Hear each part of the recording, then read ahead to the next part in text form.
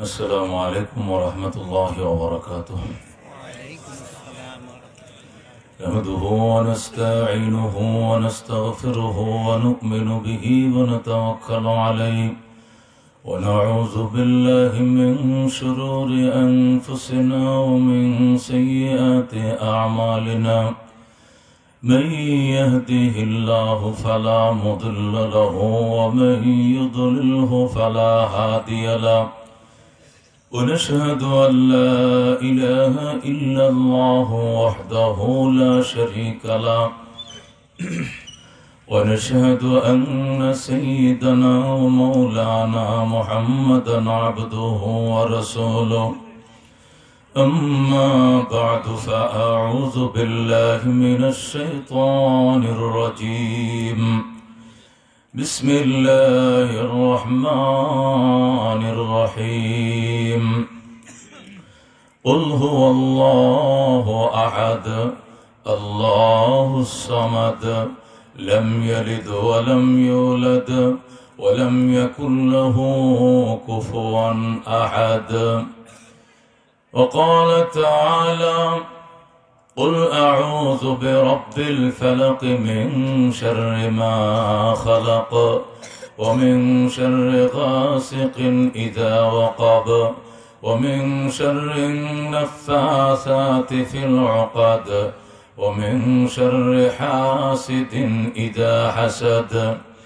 بسم الله الرحمن الرحيم. قل أعوذ برب الناس ملك الناس إله الناس من شر الوسواس الخناس الذي يوسوس في صدور الناس من الجنة والناس.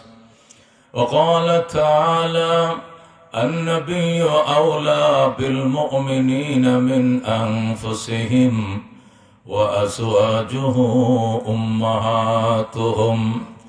وقال رسول الله صلى الله عليه وسلم: الدنيا كلها متاع وخير متاع الدنيا المرأة الصالحة.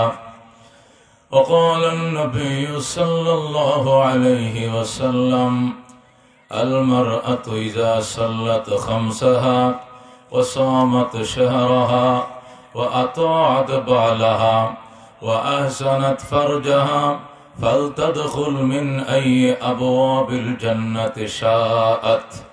صدق الله المولانا العظيم وصدق رسوله النبي الكريم ونحن على ذلك لمن الشاهدين والشاكرين والحمد لله رب العالمين. اللهم صل على محمد وعلى آل محمد كما صليت على إبراهيم وعلى آل إبراهيم إنك حميد مجيد. اللهم بارك على محمد وعلى آل محمد كما باركت على إبراهيم وعلى آل إبراهيم إنك حميد مجيد. 4 दिन की चाँदनी फिर अंधेरी रात है, सुन चंदी की चमक देखने की बात है। बलगल उला बिकमालिही कशफत दुजा बिजमालिही हसनत जमीअ खिसालिही सल्लो अलैहि व आलिही। रह गया रस्म आदम रूह दलाली न रही, फलसफा रह गया तलक़ीन ग़ज़ाली न रही। बलगल उला बिकमालिही كشف الدجى بجماله حسنت جميع خصاله صلوا عليه وآله محبت شد لا إله لا إله إلا الله لا إله إلا الله لا إله زما جوری برآمد جان عالم ترحم يا نبي الله ترحم لا إله إلا الله لا إله إلا الله آخر رحمة للعالمين زما جورا چرا غافل نشینی لا إله إلا الله لا إله لا إله إلا الله محمد رسول الله صلى الله আলাইহি ওয়াসাল্লাম। কলেজ পড়া যুব সমাজের উদ্যোগে আয়োজিত তৃতীয় বার্ষিক তাফসীরুল কোরআন মাহফিলের সম্মানিত সভাপতি জনাব আলহাজ আব্দুল ওয়াহাব মুন্সি সাহেব দামাত বারকাতুহুম, সাবেক ইমাম ও খতিব কাদের নগর জামে মসজিদ সখীপুর, আজকের মাহফিলের অন্যান্য অতিথিবৃন্দ, উলামায়ে কেরাম, আমার ভাই জনাব আলহাজ মাহমুদুল হাসান সাহেব দামাত বারকাতুহুম, বরেণ্য আলেমে দ্বীন, মুফাসসিরে কোরআন, আমাদেরকে দীর্ঘ সময় আলোচনা শুনিয়েছেন। রাস্তায় টঙ্গী কলেজের সামনে বিরাট সমাবেশ ছিল আওয়ামী লীগের। রাস্তা সে বিকাল থেকে আটকা, আসরও রাস্তায়, মাগরিবও রাস্তায়, এশার আজান দিছে ওই টঙ্গী। আল্লাহু আকবার। এরপরে যে 8:20-এর মধ্যে পৌঁছে গেছি, অনেক শুকরিয়া আলহামদুলিল্লাহ। টঙ্গী পার হওয়ার পরে আর তেমন অসুবিধা হয়নি, এসে গিয়েছি, আল্লাহ আনছেন। যুব সমাজ যখন ভাসছে খেলার তামাশায়, ঠিক কিনা, ঢেউ উঠতেছে আন্তর্জাতিক একটি খেলায়, ফুটবল খেলায়, তখনও যুব সমাজ তাফসীরুল কোরআন মাহফিল করে। কেমন মা তাদেরকে জন্ম দিয়েছে, ধন্য মায়ের ধন্য সন্তানরা, ঠিক না বে ঠিক? আজকে খেলাধুলাকে তারা এক সাইডে রেখে দিয়া, এক পাশে রেখে দিয়ে আল্লাহর কোরআনকে তারা যে মহব্বত করে, সেটার প্রমাণ আজকে তারা স্থাপিত করলো, ঠিক কিনা? আল্লাহ তাআলা এদের দিলকে ভরে দেক কোরআনের মহব্বতে, হাদিসের মহব্বতে, আল্লাহর প্রেমে, নবীর প্রেমে, জোরে কোন আমিন।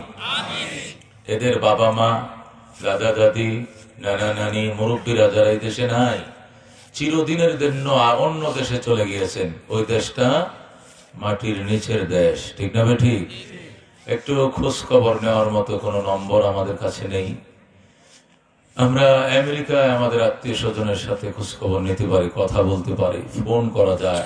ইটালিতে আমাদের আপনজনরা আছেন, সেখানে ফোন করে কুশল বিনিময় করা যায়, কেমন আছো, ভালো আছো নি, কেমন আছো, কি খাইছো, ডেলি খোঁজ খবর নেওয়া যায়। কিন্তু মাত্র 3.5 হাত দূর নিচের দিকে এই দেশের কোনো ফোন নম্বর আমাদের কাছে নেই, ঠিক না ঠিক?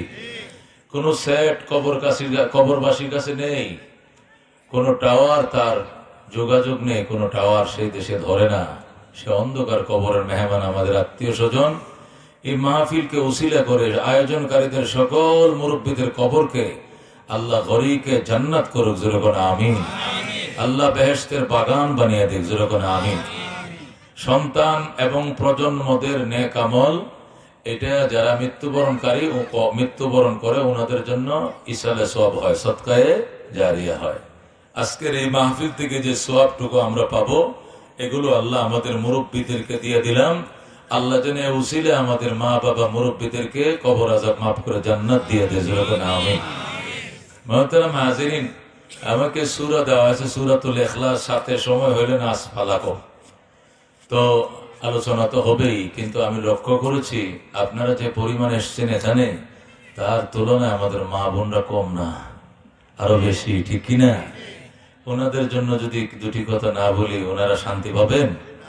যুব সমাজ বলতেছে হুজুর মা বোনদের জন্য কিছু রাইখেন। এজন্য আমি প্রথমেই মা বোনদের উদ্দেশ্যে অল্প সময় আলোচনা করতে চাই, শুনবেন তো ইনশাআল্লাহ? পৃথিবীতে 750 কোটি মানুষ। কত কোটি মানুষ? 750 কোটি মানুষের মধ্যে একজন মানুষ শুধু মা ছাড়া হয়েছে, উনি হলো আমগো বাবা জান হযরত আদম আলাইহিস সালাম। কথা ঠিক না ঠিক? বাবা ছাড়া আরেকজন হয়েছে, উনি হযরতে ঈসা আলাইহিস সালাম। কথা ঠিক কিনা? ওনার বাবা ছিল না, আর আদমের বাবাও নাই, মাও নাই। এই দুইজন লোক বাদ দিলে 750 কোটি মানুষের মধ্যে আর কোন মানুষ কি মা ছাড়া জন্ম নিয়েছে? জুড়ে বলেন, জন্ম নিয়েছে? তাহলে মা ছাড়া জন্ম নেওয়ার কোনো ব্যবস্থা নাই। মা হলো মানব প্রজনন কেন্দ্র। কথা ঠিক কিনা? মানব প্রজনন কেন্দ্রের নাম কি? মা। এই প্রজনন কেন্দ্রটা আছে তো দুনিয়াতে মানুষ জন্মাবে। এই কেন্দ্র নষ্ট হয়ে গেলে প্রজন্ম নষ্ট হয়ে যাবে। কথা ঠিক কিনা? আমরা ব্রিক ফিলে ইট খোলায় ইট বানাইতে দেখি কিনা? এটা কিন্তু হাতে বানায় না, আগে একটা নকশা বানায়, ফর্মা তৈরি করে কাঠ দিয়া। কি দিয়া? একটা কাঠ দিয়ে একটা ফর্মা তৈরি করে, এখানে এবিসি লেখা থাকে, ইটাটার মধ্যে এবিসি লেখাটাই উঠে, ঠিক না? এটা সোজা হলে ইটাটা সোজা হয়, বাঁকা হলে ব্রিকটাও বাঁকা হয়। এই যে জয় ইঞ্চি যত ফুট বানানো আছে অত ইঞ্চি ইটাটা হয়, এর উপরে 1 ইঞ্চি বেশি হয় না, ঠিক না?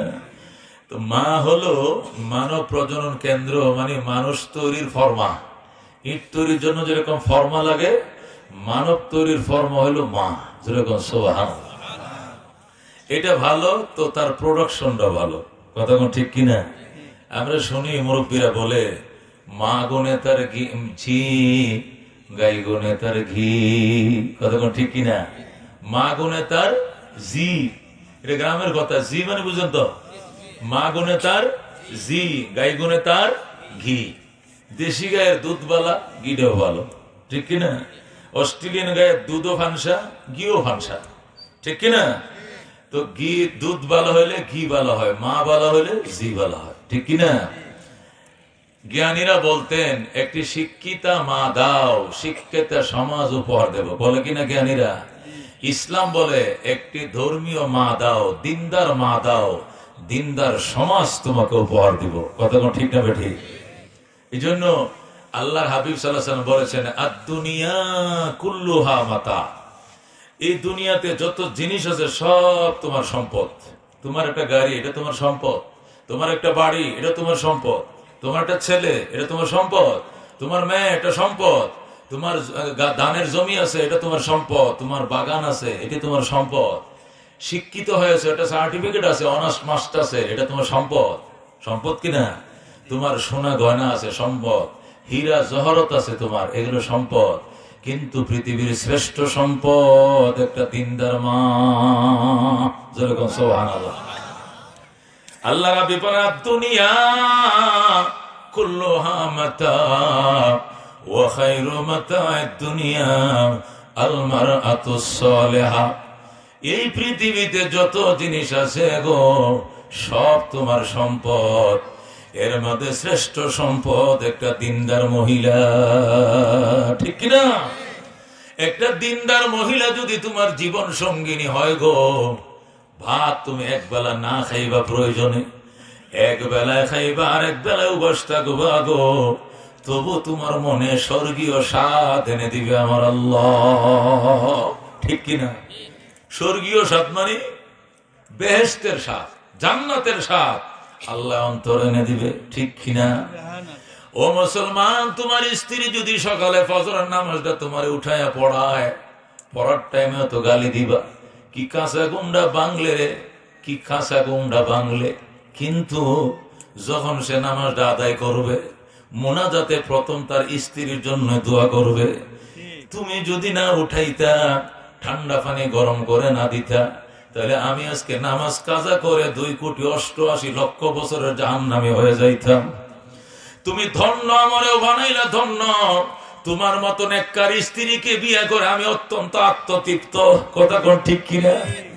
কিন্তু দুনিয়ার কোটি কোটি টাকার মালিক, আপনার স্ত্রী কলেজ টিচার, প্রফেসর, অধ্যাপিকা, তিনি অধ্যাপনা করেন, তিনি বড় কলেজের ভার্সিটি টিচার, কিন্তু নামাজ নাই, রোজা নাই, দিনদার নাই গো, স্বামীর খেদমতের কোনো ভালাই নাই।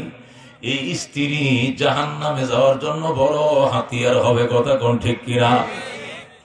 আল্লাহ নবী বলেন, আমি যখন জান্নাত জাহান্নাম দেখতে গিয়েছিলাম মেরাজের রজনীতে, জাহান্নাম যখন দেখাইলো আল্লাহর ফেরেশতারা, আমি জাহান্নামের বাসিন্দাদের ভিতরে অধিকাংশ দেখলাম আমি নারী। জোরে কোন নাউজুবিল্লাহ। জাহান্নামের বাসিন্দা পুরুষের তুলনায় অনেক গুণ বেশি নারী। জোরে কোন নাউজুবিল্লাহ।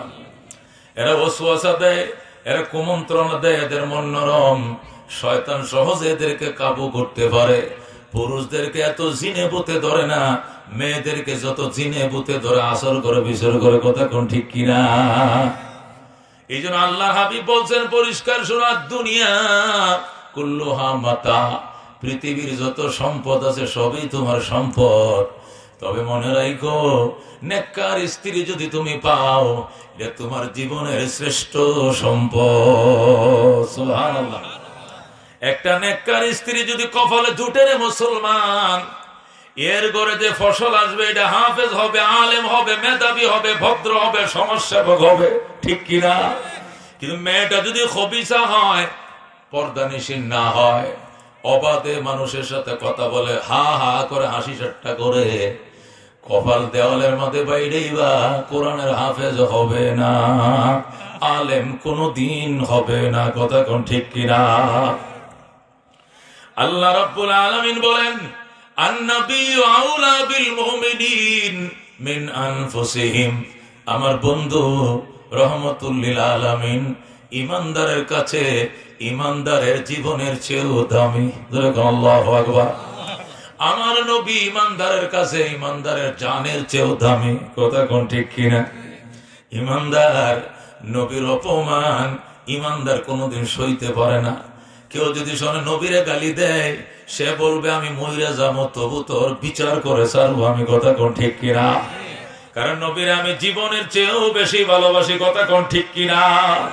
এটা আমার আল্লাহর কথা। আন-নাবিয়্যু আউলা বিল মুমিনিনা মিন আনফুসিহিম। আমার বন্ধু ঈমানদারের অতি আপন তাদের জীবনের চেয়েও। আল্লাহ রাব্বুল আলামিন বলেন, ওয়া আজওয়াজুহু উম্মাহাতুহুম। আর আমার নবীর স্ত্রী যারা, এরা তার উম্মতের জন্য মায়ের মতো। ঠিক কিনা? নবীর স্ত্রীরা আমাদের কি লাগে? আম্মা। আম্মা জান খাদিজা রাদিয়াল্লাহু তাআলা আনহা, আম্মা জান আয়েশা রাদিয়াল্লাহু তাআলা আনহা, আম্মা জান হাফসা রাদিয়াল্লাহু তাআলা আনহা, আম্মা জান সাউদা রাদিয়াল্লাহু তাআলা আনহা, আম্মা জান উম্মে হাবিবা রাদিয়াল্লাহু তাআলা আনহা, আম্মা জান যায়নব বিনতে খুযাইমা রাদিয়াল্লাহু তাআলা আনহা, আম্মা জান যায়নব বিনতে জাহাশ রাদিয়াল্লাহু তাআলা আনহা। এইভাবে আল্লাহ নবীর 11 জন স্ত্রী ছিল। কয়জন? কয়জন? 11 জন স্ত্রী। যেরকম আল্লাহু আকবার। রাহমাতুল লিল আলামিন সাল্লাল্লাহু আলাইহি ওয়াসাল্লাম প্রথম স্ত্রী ছিলেন হযরত খাদিজা। প্রথম স্ত্রী কি নাম? তিনি ছিলেন খাদিজা। উনি একজন নারী, একজন মুসলমান ঈমানদার নারী। আল্লাহর হাবিব বলেন, আমি খাদিজার এত মহব্বত করতাম গো, এত মহব্বত করতাম। খাদিজা দুঃখে সুখে আমার যে হেল্প করছে, আমার কেউ এত বড় হেল্প করতে পারে না আমার আল্লাহ ছাড়া। যেরকম আল্লাহু আকবার। আল্লাহর হাবিব সাল্লাল্লাহু আলাইহি ওয়াসাল্লাম যেদিন নবী হবেন, যেদিন নবীজি নবী হবেন, ওই জাবালে নূরে গেলেন। যাওয়ার পর জিবরাইল নবীকে বেড়ায় ধরলেন, বুকের সাথে চাপ দিলেন, চাপ দিয়ে বললেন ইকরা, পড়েন। নবী বললেন মা না বেকারিন, আমি পড়তে তো জানি না। আবার বুকে চাপ দিছে, পড়েন। নবী বলেন মা না বেকারিন, আমি পড়া জানি না। আবার বুকে চাপ দিছে গো, বুকের পর্দা খুলে দিয়েছে আমার আল্লাহ। আল্লাহু আকবার। জিবরাইল কত বড় শক্তিশালী! আল্লাহর হাবিবরে বুকের মধ্যে চাপ দিছে। আল্লাহ নবী থরথর করে কাঁপা শুরু করছে। ডাক দে খাদিজা গো, আমি বাঁচবো না, আমি পাহাড় থেকে নিচে পড়ে যাব, আমি আত্মহত্যা করব গো, আমি বাঁচবো না। আম্মা জান খাদিজা বলেন ইয়া রাসূলুল্লাহ, ইয়া হাবিবাল্লাহ, কে বলছে আপনি বাঁচবেন না? আমার কথা শুনেন, আমি আপনার জীবন সঙ্গিনী, আমার কথা আগে শোনেন।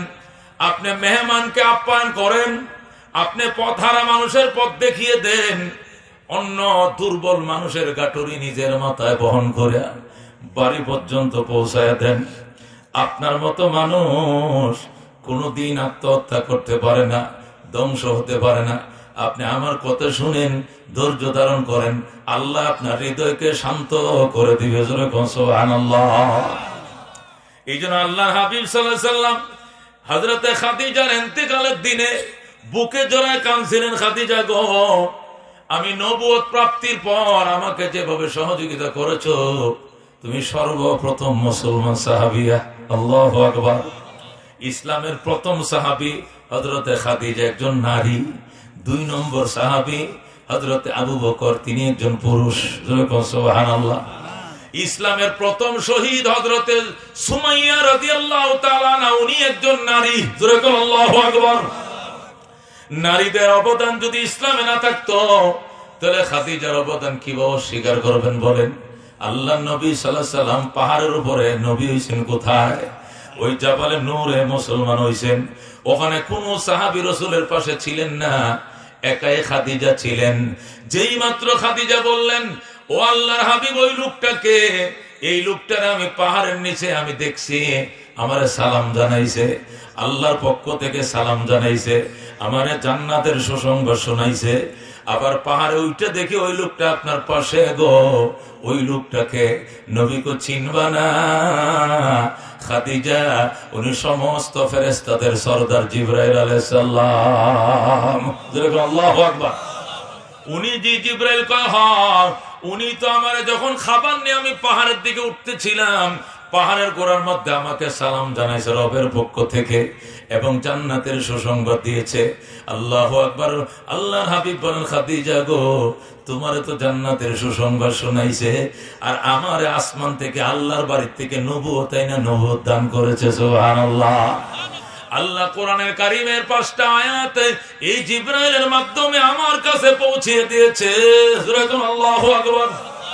এই জন্য একটা নারী জীবনের বড় সম্পদ, একটা নারী একটা দিনদার স্বামীর জন্য বড় সঙ্গী, বড় অবদান।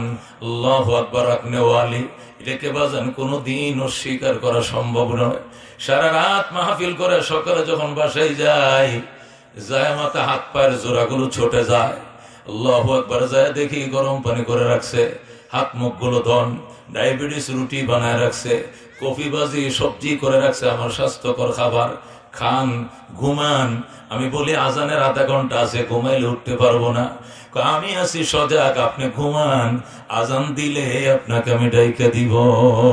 সুবহানাল্লাহ। আমি অ্যালার্ম গরু যদি 5টাও কানের গোড়ায় দিয়ে রাখি, অ্যালার্ম বাজবে ঠিক, আমি কানে শুনবো না, কারণ আমি সারা রাতের ঘুমা, আমি 24 ঘন্টা জার্নিং এর একটা লোক। ঠিক না ঠিক? ও মুসলমান, আজান দিতেছে, গরম পানি বসাইছে, গরম পানি রেডি কইরা এরপরে ডাইকা কয়, উঠেন গো, নামাজটা পড়লন, আবার ঘুমান। আমারে ঘুম পাড়ায়া বাচ্চাদেরকে মাদ্রাসায় পাঠায়া এরপরে ঘুমাবে, সারা রাত ঘুম নাই। একটা নেককার স্ত্রী জীবনের কত বড় সম্পদ। আল্লাহ নবী বলছেন পৃথিবীর শ্রেষ্ঠ সম্পদ একটা নেককার স্ত্রী। বাজান, মেয়েদেরকে আল্লাহ ইসলামে কত বড় মর্যাদা দিয়েছে, এত বড় মর্যাদার বাজান অন্য কোন ধর্মে দেয় নাই। হিন্দু ধর্মের মধ্যে একটা নারী, ও মুসলমান, বাবার সম্পদের ভাগ পায় না, বিয়ে দিতে পারলে শেষ, যা লাগে হাসুন বিসুন জাটা ফাটি বদনা লুডা পাটা শিল বদনা সব একসাথে দিয়া এই সখীপুরের মাইয়া বিয়ে দিব সিলেটের সুনামগঞ্জ, যাতে জীবনে বাপের বাড়ি খুঁজা না পায়, নায়ারও না আসে, একসাথে দিয়ে বিদায় দিবে। অত ইসলাম কত মায়ার ধর্ম গো। শুক্রবারে উঠে দিছে, সোমবারে বাবায় বসে রয়েছে জিরে নায়র আনার জন্য। ঠিক কিনা? ও বিয়ে আমার জিরে নিতে আইছি, মাত্র 2 দিন হয়েছে, এখন আইসেন নিতেন। আপনার বিয়ান মেয়ে উঠায় দিয়ে একটা চিল্লান দিয়ে যে অজ্ঞান হয়েছিল, এখনো স্যালাইনের মধ্যে আছে। আমার মেয়ে না নিলে মা চোখ খুলবে না, দেন গো, আমার মেয়েকে বাড়িতে নিয়ে যাই, যান বিয়াই লয়ে যান। এই যে আবার নিয়ে আসছে, কি মহব্বত, কি ভালোবাসা, আত্মীয়তার বন্ধন, এটা ইসলামে শিখাইছে, অন্য কোন ধর্মে শিখায় নাই। কথা ঠিক কিনা? একটা খ্রিস্টান ধর্মের মধ্যে একটা নারী পণ্যের মতো। ও মুসলমান, ইহুদি ধর্মের মধ্যে একটা নারী বস্ত্রের মতো। একটা বস্ত্র আপনি কিনছেন, জামা কিনছেন, যতক্ষণ চকচক থাকবে, কালার গুলো ভালো থাকবে, জামাটা পরবেন। যখন ডিসকালার হয়ে যাবে ছুঁড়ে মারবেন, এটা আর পরবেন না, ফেলে রাখবেন, গরিবরে দিয়ে দিবেন, নাহলে আলমারিতে রেখে দিবেন। এটা পরে কলেজেও যান না, এটা পরে বাজারও যান না, এটা পরে শ্বশুর বাড়িতেও যান না। কারণ কি? এটা বস্ত্র নষ্ট হয়ে গেছে, ডিসকালার হয়ে গেছে, ধুইতে ধুইতে কালার নষ্ট হয়ে গেছে। ইহুদিদের কাছে মেয়েরাও এমন, যতক্ষণ চামড়াটা টাইট থাকবে, রূপ আর লাবণ্যতা ভরা থাকবে, আপনাকে বিয়ে করবে। যখন সংসার করতে করতে আপনারা সন্তান দিছে, সুখের সংসার দিছে, ঘরের কাজের মধ্যে হেল্প করতে করতে সংসারের জন্য যখন জীবনটা দিয়ে মেয়েটা দুর্বল হয়ে যায়, বৃদ্ধা হয়ে যায়, লাথি মেরে তাড়িয়ে দেয়, কয় যা তুই বৃদ্ধাশ্রমে যা, জীবনের শেষ ঠিকানা বৃদ্ধাশ্রমে চলে যা, এখানে যা, আমি আবার রূপ লাবণ্য নারী বিয়ে করবো। জোরে কোন নাউজুবিল্লাহ। ইসলাম বলে খবরদার, বয়স যত বাড়বে তোদের মহব্বত এত বাড়বে। বুড়ি যদি বেড়াইতে যায়, বুড়ায় কো আমিও যাবো সাথে। তুমি একলা মানুষ, বুড়া মানুষ, কই যায় কই ফরে যাও। বুড়ায় যেতে চায়, বুড়ি কো আমারে নিয়ে যাও। বুড়ি যেতে চায়, বুড়ায় কো আমারও নিয়ে যাও। ইসলাম এটা শিখায়, কথা কোন ঠিক কিনা? খ্রিস্টান ধর্মের মধ্যে যদি একটা মা মাসিক ঋতুতে আক্রান্ত হয়, মেয়েদের প্রতি মাসেই রক্ত হয়, স্রাব আসে। এই কি ইহুদি ধর্মের ভিতরে স্রাব যখন শুরু হয়, তখন তাদের জন্য মাসিকের ঘর আছে আলাদা। ওই ঘরের মধ্যে খাটের উপরে চাদর নাই, খাটের উপরে তুষক নাই, সালা বস্তা বিছায় রাখছে, পুরান চাদর বিছায় রাখছে। ওখানে শুইবা, ওখানে ঘুমাইবা। মাস্টার বেডে কখনো আসবা না, আমার প্লেটে হাত দিবা না, আমার গ্লাসে হাত দিবা না, আমার কাছে ভিড়বা না। এটাই তোমার জীবন। পাক পবিত্র হয়ে গোসল করার পর এরপরে আগামী 3 দিন পরে আমার ঘরে আসবা। এটা ইহুদি ধর্মের বিধান। ইসলাম এটাকে ছুঁড়ে মেরেছে, মানে না। কথা কোন ঠিক কিনা? ইসলামের নবী বলে, মেয়েটা তোমার জীবন সঙ্গিনী। আল্লাহ তোমার জীবনের বুকের হাড় কেটে তারে বানাইছে, সে তোমার অর্ধাঙ্গিনী। তোমার অঙ্গ কাইটা তোমার জীবন সঙ্গিনী বানাইছে আল্লাহ। একই বিছানায় থাকবা, একই কম্বলের নিচে ঘুমাইবা, এক বালিশে শুইবা। শুধু মিলামিশা করা যাবে না। তাছাড়া সকল ভালোবাসা বাড়তিত্ব তোমাদের মধ্যে আগের মতোই থাকবে। ঋতু আসার আগেও যেমনি এক বিছানায় ঘুমাইতাম, এক খাটে ঘুমাইতাম, এক বালিশে ঘুমাইতাম, তুমি 2 বালিশে যেতে পারবা না, 2 কম্বল নিচে যাইতে পারবা না। আগের মতো একসাথে ঘুমাইবা, এক খাটে ঘুমাইবা, এক কম্বল নিচে ঘুমাইবা। শুধু মিলামিশা নিষেধ। আর সকল ভালোবাসার স্মৃতিগুলো তোমাকে ধরে রাখতে হবে। কথা কোন ঠিক কিনা? রাহমাতুল লিল আলামিন সাল্লাল্লাহু আলাইহি ওয়াসাল্লামের উম্মত, আল্লাহ ইসলামে নারীদেরকে এত মর্যাদা দিয়েছে, অন্য কোন ধর্মে দেয় নাই গো, অন্য কোন ধর্মে দেয় নাই। ইসলামে একটা নারীকে বিয়ে করতে গেলে মোহরের পয়সা স্বামী দিতে হবে না স্ত্রী দিবে? স্বামী দিবে। ও মুসলমান, কাজী সাহেবের বিলাইছে 3000 টাকাটা কে দিবে? স্বামীর পক্ষ দিবে, ঠিক কিনা? বিয়ের দিন মিষ্টি বিতরণ করতে হয়, খুরমা বিতরণ করতে হয়, কে দিবে? স্বামীর পক্ষ থেকে। মাইক্রোবারা কে দিবে? স্বামী দিবে। 100, 200, 300 লোক দাওয়াত খায়, অলিমা করবেন, কে দিবে? স্বামী অলিমা খাওয়াবে। মেয়ের বাড়িতে কোনো খাবার নাই, ইসলাম সম্পূর্ণ নিষেধ করে দিয়েছে, ঠিক কিনা? একটা মেয়েকে কত সম্মান দিয়েছে ইসলামে। একটা মেয়ে 20 বছর পর্যন্ত আপনি পালছেন, লেখাপড়া করাইছেন, অনার্স মাস্টার্স করাইছেন। এই মেয়েটা 20টা বছর এই বাড়িতে ছিল। যখন মেয়েটাকে নিয়ে যাবে, ভাই কান্দে, ও বুবু তুই চলে গেলে। বড় ভাই কান্দে, বোন রে তোরে নিয়ে গেল। বাবাই কান্দে, মায় কান্দে, ছোট বোন কান্দে, দাদি কান্দে। বাড়ির প্রত্যেকটা মানুষের চোখে কান্না। এই জন্য ইসলাম বলছে ওই বাড়িতে কোনো খানা ফিনা নাই। কারণ মুর্দা বাড়ির মতো প্রত্যেকটা বাড়ির চোখের মানুষের চোখের মধ্যে কান্না। এই বাড়িতে খানা নাই, খানা হবে ছেলের বাড়িতে। ওর বাড়িতে হাসি, ওর বাড়িতে গেট লটকাইছে, ওই বাড়িতে ছাগল জবে হয়েছে, ওই বাড়িতে মেজবান চলছে। কারণ তাদের বাড়িতে নতুন মেহমান যাবে। কতক্ষণ ঠিক কিনা? ইসলাম আনন্দের বাড়িতে খাবার ব্যবস্থা করছে, মেয়ের বাড়িতে খাবারের ব্যবস্থা করে নাই। কত ইনসাফ করছে ইসলাম। একটা মেয়ে, তার 4টা পরিচয়। কটা পরিচয়? কিছুদিন সে মেয়ে থাকে, তার খরচ বহন করে তার বাবা। কথা কোন ঠিক কিনা? বিয়া দেওয়ার পর সে স্ত্রী হয়, তার খরচের দায়িত্ব তার স্বামীর। স্বামী মারা যাওয়ার পরে আল্লাহ সে মা হয়, মায়ের খরচের বহন করার দায়িত্ব তার সন্তানের। কথা কোন ঠিক কিনা? সন্তান যদি না থাকে তার খরচের দায়িত্ব তার আল্লাহ নাতি নাতনিদের উপরে। কথা কোন ঠিক কিনা? তারপরেও একটা মেয়ের উপরে নিজস্ব কোনো খরচ রাখে নাই। যতদিন বাবার ঘরে থাকবেন মেয়ে হিসাবে তারা পড়াইবেন, মেয়ে হিসাবে তার চিকিৎসা করবেন, মেয়ে হিসাবে স্কুলের খরচ বহন করবেন, বিয়া দিয়া দিবে, স্বামীর উপরে সমস্ত দায়িত্ব যাবে গা। স্বামী যদি আল্লাহু আকবার মারা যায়, সন্তানের দায়িত্ব, বড় ভাইয়ের দায়িত্ব, কোনো দায়িত্ব মেয়েদের উপর রাখে নাই।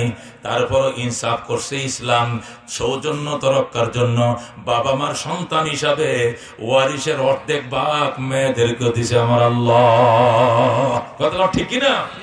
দাদি নাতিরা বেড়াইতে আসবে, নাতিদেরকে সিএনজি ভাড়া দিতে মন চাইবে, নাতনির জন্য একটা 3 পিস দিতে মন চাইবে, তারও তো মন আছে, এই জন্য তারও কিছু টাকা দাও। ছেলে যদি ডবলও পায়, মেয়েকে সিঙ্গেল হইলেও দিতে হবে। এই ইনসাফ কে করছেন? আমার আল্লাহ।